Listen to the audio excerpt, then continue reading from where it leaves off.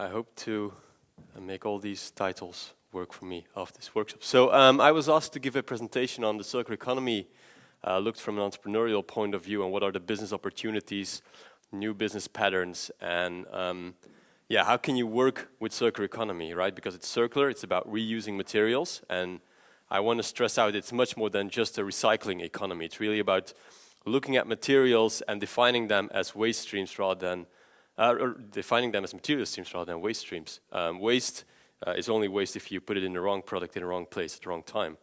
But an important part of circular economy is the economy part. Is how do you make sure that whatever you're changing, whatever you're creating is structural? How can you make sure that it's embedded in a system that supports the design that you've created? And how can you design beyond a product? How can you design a context that actively regenerates, ideally, our situation? So this is me. My name is Jan. I'm a designer by trade, and I'm terrible at design. At least I'm terrible at making products. I realized that pretty quickly in my career. So I started designing companies because I figured if I want to work on sustainability and I can't design the products themselves, why can't I make the logic in which these products are designed? And so I started venturing into how to create contexts that automatically generate circular or sustainable products. And that's somehow how I rolled into circular economy. I also like to stand on stages. This is the first time in about half a year, so that's a good thing. And my main focus is strategic design. So we guide companies, local governments, but also EU, SMEs, NGOs, you name it, we guide them into designing new business models, designing new products, services, and strategies, venturing into sustainability, which is circular economy, but also the bigger SDG framework, the Sustainable Development Goals.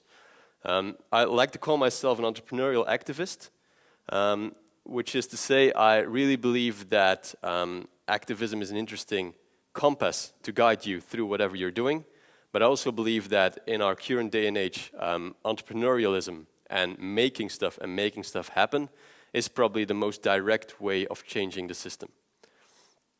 I'm also the co-founder of Switchrs. Switchrs is a strategic innovation agency, and we help future-thinking companies in translating their sustainability ambitions into action. There's three things that we do. We help them in defining their sustainability strategy, ideally then translate that into new opportunities, and depending on what kind of company it is and whether or not we really see the opportunity itself, we either build the startup ourselves or we build one together with the companies, or we try to make sure that the impact that we could generate is actually generated. Some examples of that, so we've worked together with local governments, European Union, the universities, but also big companies in Belgium, but also international companies. We create tools and templates while working with people and working with companies, and we try to open source them as much as possible. So if you go to our website, you can find most of our tools freely available to work with yourself. And besides the making stuff and making companies, we try to share our knowledge as much as possible in universities, in our tools, but also in reports for European Commission. With the Ellen MacArthur Foundation, we helped in writing the new Financing the Circular Economy report, which was launched last week, I guess. And then, as said, we also launch companies every now and then if we think the opportunity is there. I would like to start my presentations with a short quiz, just to see if everybody's awake. But also, I think innovation and looking at opportunities is key to move forward as a society. But at the same time, I think that friction is probably the key driver to innovation.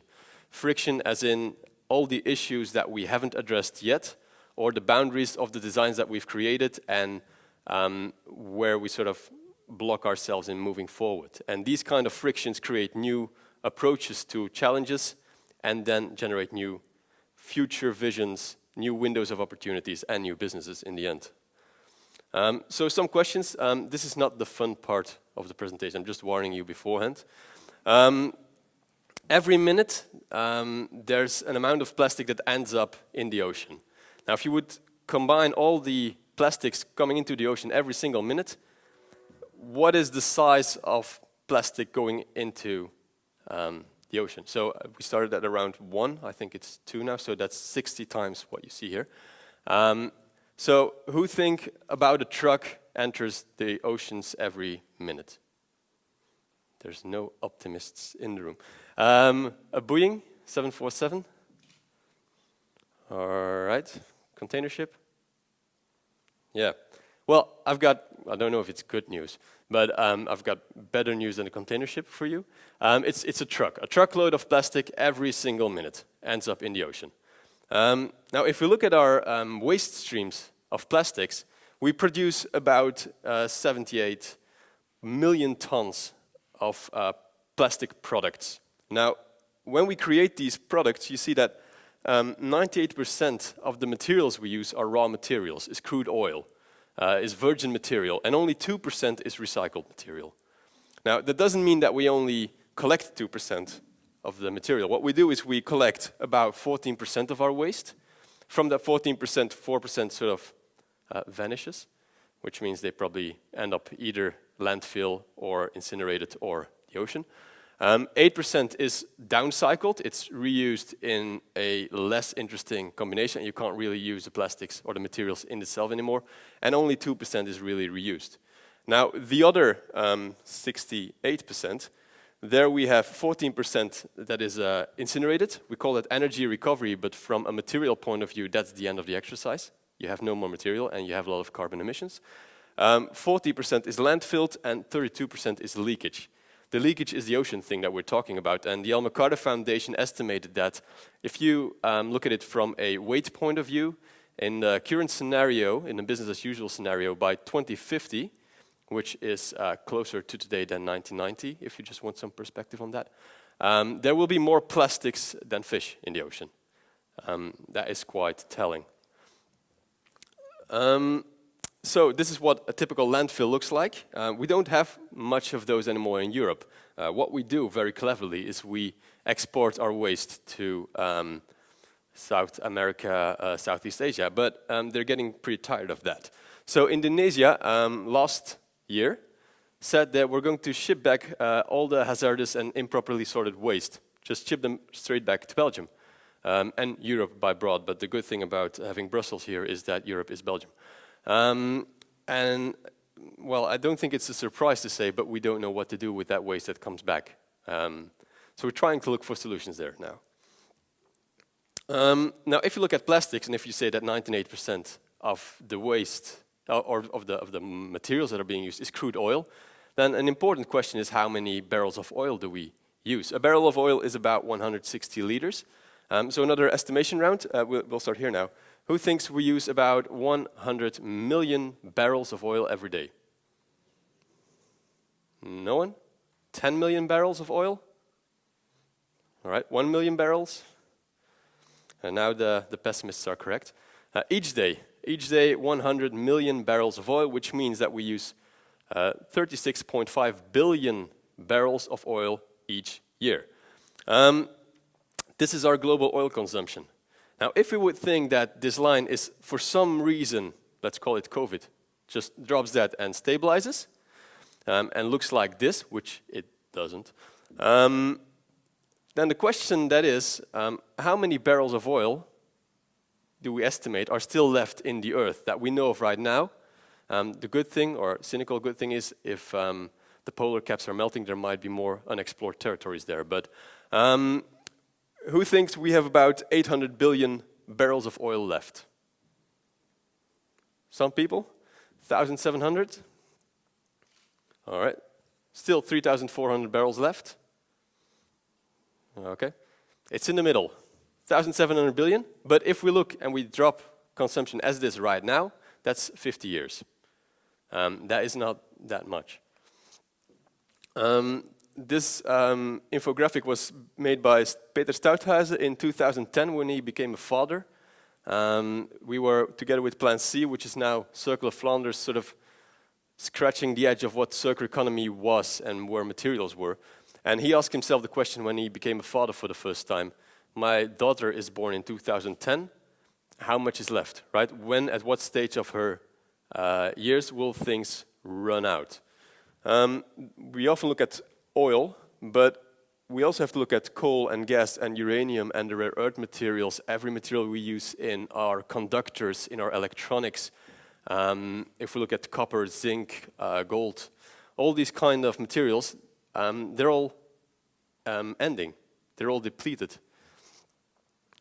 And then we can look at waste, and we can look at products that no longer function, that are outdated and whatever. But in 2012, there was a study that looked at the percentage of televisions that was replaced even though the old ones still worked. So what is the percentage, do you think, that is being replaced even though the old one still works? Is it 40%? Any takers?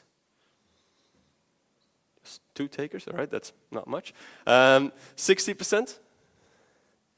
All right, 80% of the pessimists are in the room. It is 60. Don't know, if that's a good thing, but it's not 80 yet. Oh, well, in 2012 it wasn't. Maybe it is at this point. But 60% of the televisions that we discard and we throw away are actually still working and okay and good. And then lastly, and then we get to the more fun part. We have signed the Paris Agreement, and we decided that our emissions have to fall.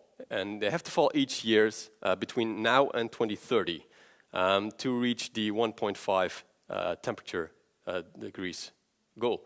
So how much do our emissions have to fall? Who think it's 14.6% each year that we have to cut emissions? 3 people, okay. 7.6? Most people. And 3.6? Okay. It's 7.6. That's doable, you would say. Right now it's rising.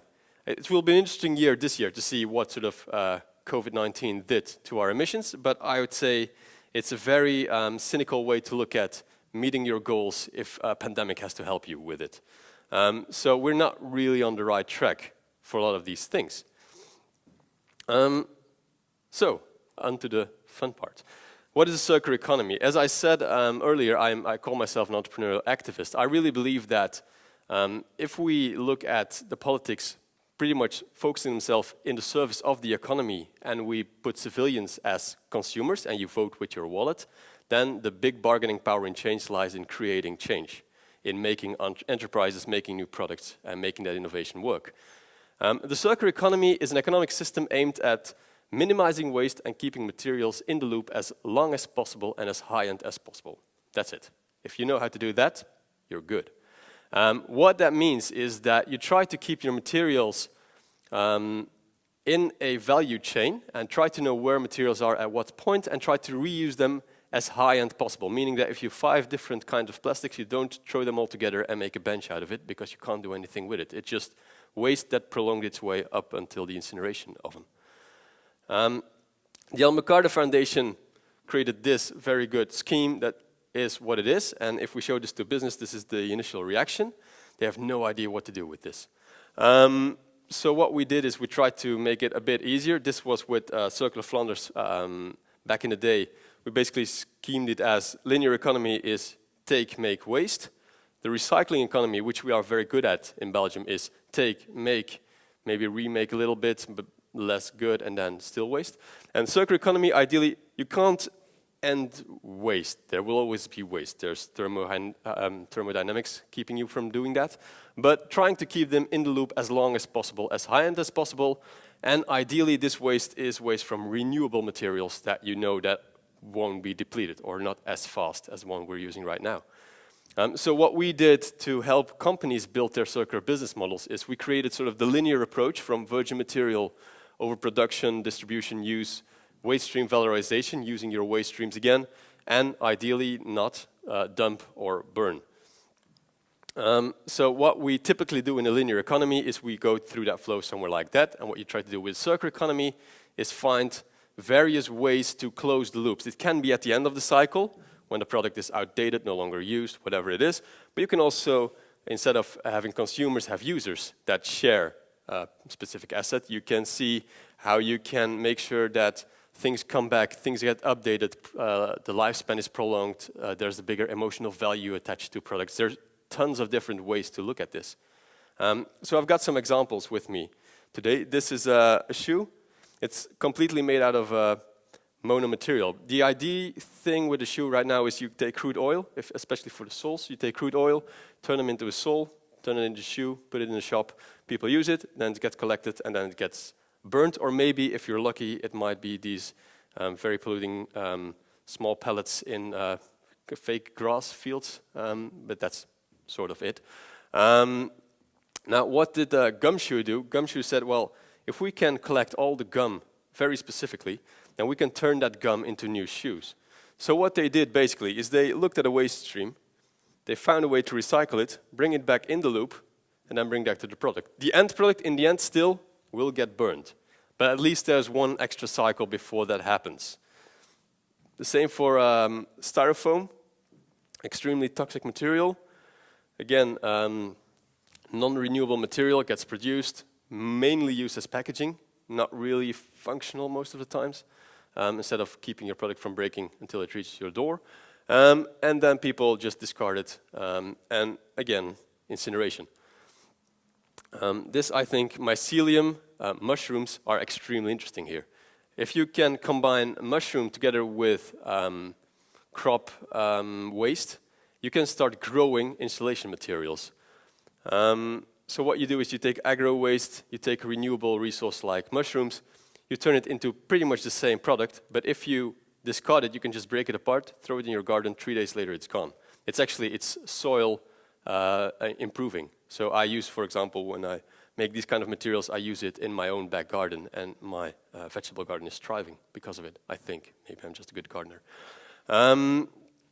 Then there's smartphones. The idea of a smartphone is the moment there's a new one, the old one turns bad, either by design or because the software stops updating, or we just like the new one and we don't want the old one. So what happens is you make a phone, you sell it to people, people use it for a bit, and then most of the times it sort of stays here, doesn't really reach collection because people try to cling on to their smartphones for some reason. But for example, the Fairphone, what Fairphone did is they made a completely repairable phone. If you buy a Fairphone and something breaks down, for example, the camera, you can just take apart the phone, you can unscrew it, there's a guide on the website showing how you do it, you can order the camera. It's probably even a better one than the one you had before, so your phone gets upgraded because you decided to repair it, and you got a new and better phone. So what you do, or what you try to do, instead of taking this route to collection waste and buying a new one, you try to give people repair service, they take it back and they repair it. The good thing is, from a business point of view, those are customers that you can retain. Those are retentional sales, which is interesting. You don't have to fight for the same customers over and over again. So circular economy in a nutshell, going from this to that. And then from an entrepreneurial point of view, I like this quote by Scroobius Pip: you see a mousetrap, I see free cheese and a fucking challenge. Basically, waste costs money. So if you know what to do with waste, if you know how to deal with waste, most people will pay you to buy your own materials, and you get a double bonus in terms of business point of view. So what we created for companies in order to help them with dealing with circular economy, because I think it's not really useful to have everybody being an expert in circular economy. What you need to see as an entrepreneur is you have to see at your own value chain, at your own market, and then seeing what kind of business patterns apply to my company and how do they translate to me. So we created this tool. There's 9 categories: rethinking materials, product redesign, smart production, distribution, use, collecting. And then these 2 are more on how you structure the value chain itself. And then there's one that's more on the mindsets with which you try to run your company. And then there's principles and cases attached to that. I will go through some of them. Again, some cases to show what circular economy in a business context could look like. This is Econil. What Econil did is they found a waste stream that is extremely harmful. So what's happening in a lot of fisher villages is that if you have a fishing net and there's a lot of knots in them and they're sort of worn out, what you do is you place them on the beach, you wait a night, and then it's gone. And then those fishing nets are somewhere in the ocean, and they're ghost fishing, as it's called. So they're catching a lot of fish and nobody's using it. And these nets are really, really harming the environment. So what Econil does is they look for these nets either in the villages themselves or they take them out to the sea. Fishing nets are pure nylon, so you can pretty easily clean it up, recycle it, and resell it as new material. And that's a good thing about these kind of materials. A lot of companies, they really want to change things. And if you can choose between new crude oil-based nylon, or you can buy the nylon that has been taken out of the ocean, and you actually cleaned up the ocean by creating your product with it, a lot of companies are actually very susceptible to that. Then there's Adidas with the Futurecraft. So another thing about a lot of the products that we create is we try to glue as much different components and elements together, making it extremely difficult to recycle. We often think of recycling as someone sitting in a room and taking a screwdriver and really slowly taking it all apart. That's not how recycling works. Recycling is one big machine, and then it's all chopped up, and then you throw it in a vat of water, and everything that sinks is probably something you should burn. Everything that floats is probably plastics, and everything that you can take out with a magnet is metal. And that's pretty much how recycling often works. So if you can make your entire shoe out of the same material, using different production techniques to make sure that it has different specifications, you don't have to sort of disassemble the entire product. You can just use the product and recycle it entirely without using the quality of the material. Another one, regional from here, Velda, they created this bed. It's a circular bed, and I really like this idea of product redesign. How can you design something that traditionally has a lot of different components in it? How can you make sure that people can take it apart very easily and repair or upgrade it as they go? Normally there's sound here, but I can also talk over it. So what you see here, I'll talk. What you see here is the big bed. So basically what you have, it's a box spring idea. And so what you can do, there's no staples, there's no things glued to each other. So if you want to take it apart, usually if you really want to go into the process of taking things apart, you need an entire array of materials. Here you can just click stuff loose, and the only thing that you might need a screwdriver for is the place where the wood is attached to the little legs keeping it up.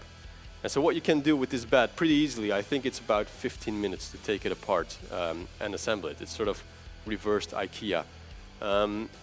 You can completely take it apart without losing the quality, without losing the structural integrity of the product. And every single material in this product and this design has been either Cradle to Cradle certified, or at least looked at the environmental impact and where it comes from and how it can be reused later on. So this is a bed as it's being dismounted. Extremis, another Belgian design agency, what they did, for example, with these benches is, if you create these kind of benches, normally you end up with a lot of waste. What they did is, how can we make sure that when we cut this with our laser cutter or with our water jet, probably this one, is how can we make sure there's no scrap waste from making it? How can we make this entire production process a design, ethical, aesthetically pleasing design, at the same time reducing waste? Same goes for Honest Jeans, another Belgian brand. They try to make every single pair of pants out of one sheet and try to minimize the waste as much as possible from the cutting. Then if we go to the use phase itself, the distribution, a lot of companies still sell their products. And then Miele got the question, can you also sell me a washing machine that doesn't break down after 15 years? The thing is, when washing machines break down, it's because the axis sort of tilts a little bit and then it hits somewhere, and then it starts spinning in the machine and something breaks. And nobody knows what, so you can't repair it. And Miele is perfectly capable of making a machine that doesn't break. The thing is, if you sell a machine that doesn't break, you sell it once and then you're out of business. So they've got that for testing reasons in their facilities, but they don't sell it. So instead of selling the machine, what they looked at is, how can we just offer the fact that you have clean clothes? So we just bring the machine to you, and we offer the repair and upgrade of the machine. But since it doesn't break, we just have to make sure you maintain it well. And so Bundles is a Dutch startup, and what they started to do is they looked into washing and drying, but also dishwashers and also coffee machines. There's a lot of machines that actually don't have to break down if you don't want to. And if you start selling the service of the machine rather than the machine itself, an entire new business model emerges. Another one, I think Patagonia very often makes news. I think last week they got into news because in their labels they wrote down "Vote the assholes out," which I think is a pretty good slogan. And what they did is they had this big marketing campaign. I think it was already 5-6 years ago, and they were the only brand that didn't come out with a new seasonal collection. What they did is they said, our last seasonal collection is probably still okay. You don't have to buy a new one. And they set up all these kind of repair shops. And they made the pledge that if you want to repair your Patagonia jacket or shoe or whatever it is, if you want to repair it, it's always cheaper than buying a new one. Even if you sell it to someone else, the other person still can repair it cheaper than if they want to buy a new one. And they made their heroes who don't buy new stuff, who don't actually support their bottom line, they made them the heroes of their companies because those are the people they were working for. Take back programs, Bolt King, it's a shaving company. A lot of shaving blades get thrown away, and basically what you can do is you can just resharpen them and reuse them again. So what Bolt King does is you buy a package of shaving blades, and the moment they wear out, you just send them back to them. They pay you for it, and they'll make sure it's cleaned again, made sharp again, and they send you a new package of blades so you can keep shaving.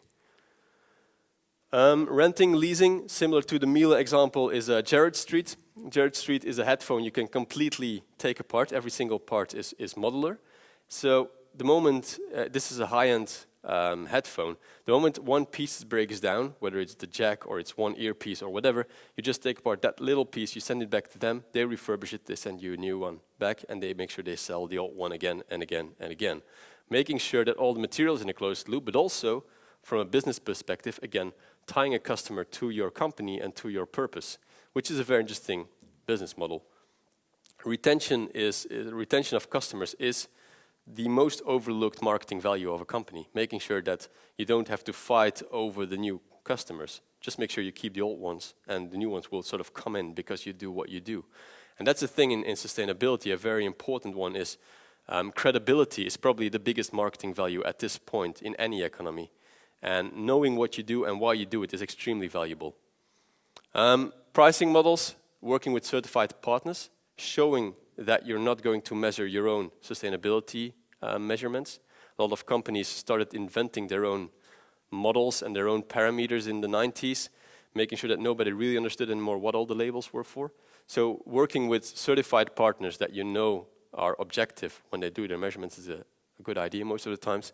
And then there's mindsets like looking at animal friendliness, right? If you talk about fruit leather, if you talk about vegan, if you talk about fair, simplicity in design, those are all mindsets to just take with you when designing, not just on a product level, but also in every single structure that you create within your company. So then, looking at it from an entrepreneurial point of view, because I'm very passionate about sustainability and I really want to do this and I want to make this work, but I don't believe everybody should be intrinsically motivated to make stuff happen. And something that I really believe in is using sustainability as a Trojan horse.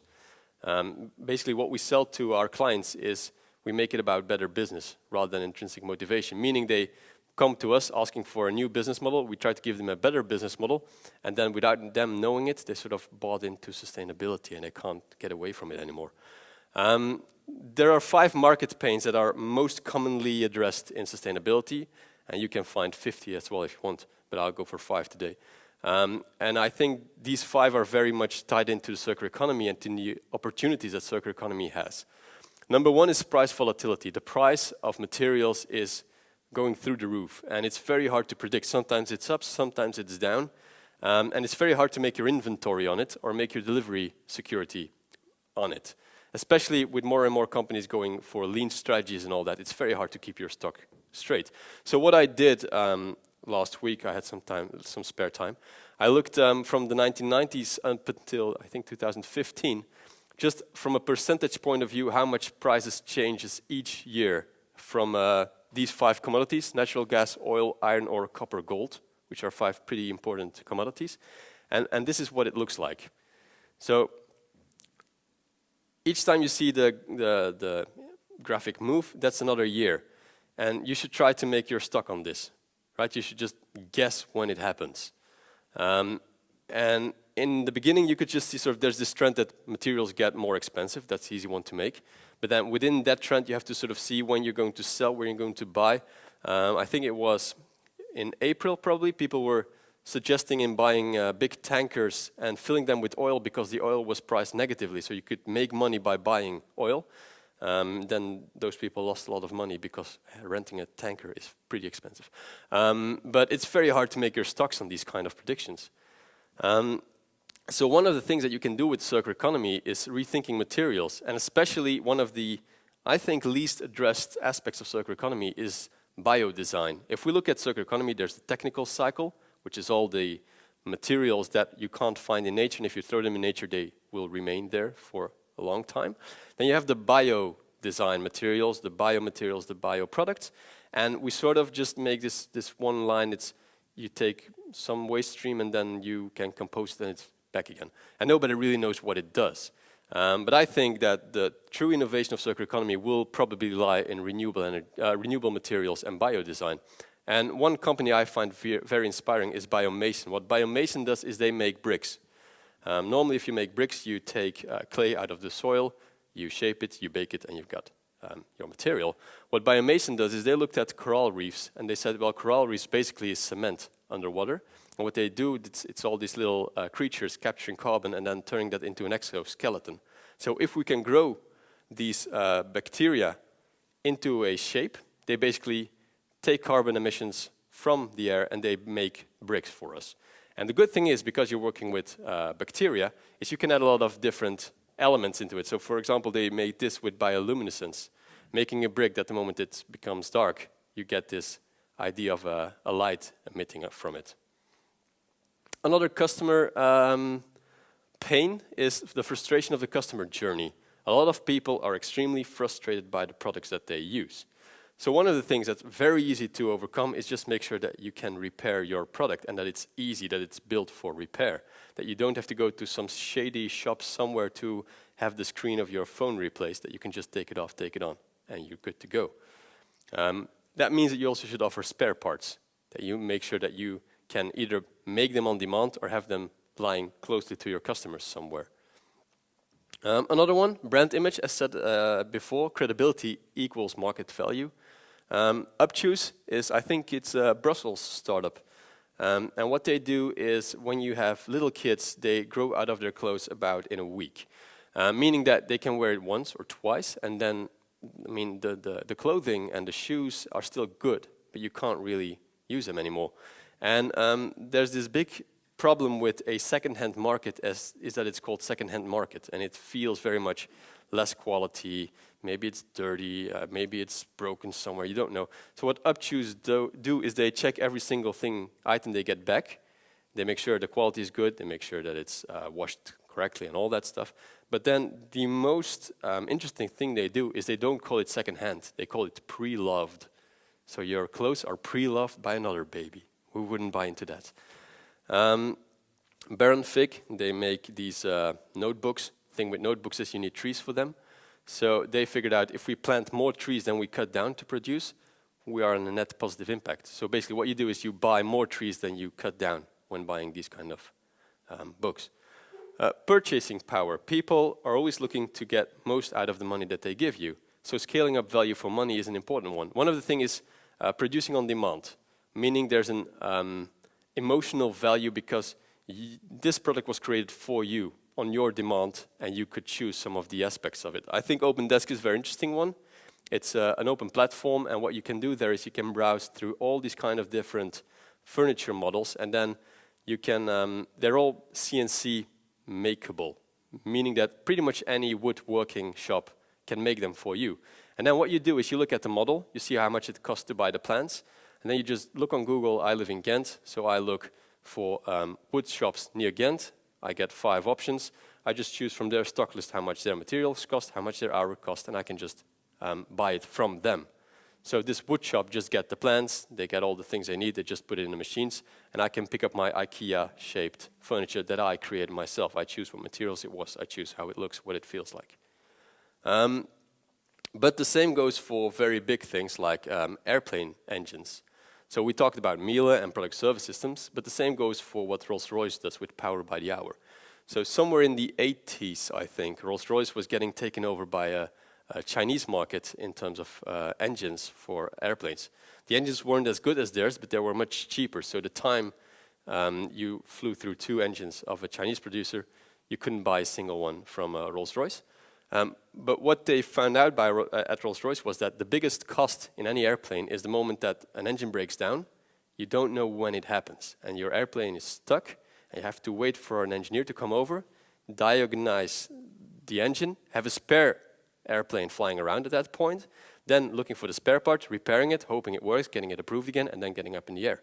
So what did Rolls-Royce do in the 90s? They bought back every single engine that they had flying around. They bought it all back. They almost went bankrupt because of it. They made this way of getting a notification whenever something gets slightly off the radar, and they made sure that whenever an airplane lands, their engineer is there to check up with the airplane, make sure it's all secure, and then make sure if a spare part is needed, that the next stop of the airplane, the spare part is there with the person who needs to install it. Making sure that the biggest cost, meaning not being able to fly, is taken away for airplanes. Rolls-Royce went from almost bankrupt to, again, one of the biggest players in the market. A last one, space scarcity, especially important in Flanders. We don't have much room here. We often think that people change behavior because they sort of saw the light. I think people change mostly out of necessity. And one of the things we see is depackaging. Splosh is a very interesting soap and detergent manufacturer. And what they found out is people don't want 17 different bottles of soap. What you need is one condensed package of soap, and then you just add water to it, and then you've got your soap. And so what they do is they make sure you don't need to have all this extra stock. And they can make sure that your cupboard with, 5, 6, 7 different bottles is reduced to maybe 3 bottles and then 1 small box to make sure that you can clean whenever you need to clean. But the same goes for car sharing, collective ownership. Again, I live in Ghent. There's a lot of car sharing opportunities in Ghent. And a lot of people act as if they share cars because they work for the environment, which to some extent probably will be true. But most people just don't have the room to park 2 cars, 3 cars, 1 car, whatever. You don't need a car when you live in the city. Maybe you need it to go from there to there at some point, sometimes. So collective ownership is very much driven by space scarcity, much more than people changing their behavior. People change their behavior because of space scarcity, and then you just need to fill in that gap. So these are 5 innovation topics. As said, you can probably discover about 50 more if you want to. And so what we do, for example, with companies is we take these business opportunities, new patterns, and we link them to the innovation topics, and then pretty much it's just a mix and match. If we combine this with this, then you could make this. And for me, that's basically what innovation is. You take something that works, you see why it works, and then you apply it to your own big challenges.